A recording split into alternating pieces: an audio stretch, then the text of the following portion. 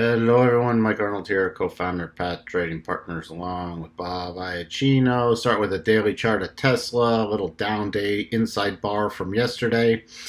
So we'll see what happens from Friday, but we're still holding with the bottom of the rotation zone. Let's still jump down to the 4 hour real quick because we did close below the rotation zone. See how many times we've closed within it. This is first close of the rotation zone below, so it's now neutral on the 4 hour. It's still in bull mode on the daily. So now let's switch back to the daily.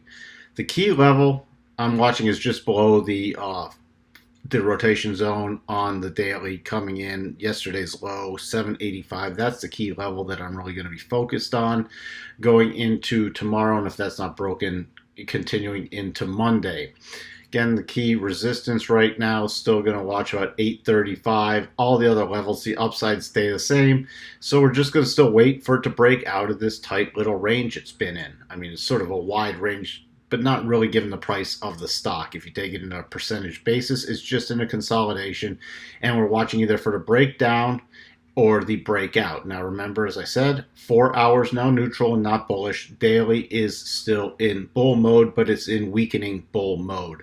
You can see as the RSI keeps going down, it is weakening. It has tested the bottom of the rotation zone, so it's already softened it up. When we see this pattern, if we get another move down there, we'll be watching for that key close below the 785 level. So we have for you till another end of week wrap up with Tesla tomorrow, and I hope everyone has a great night. Bye for now.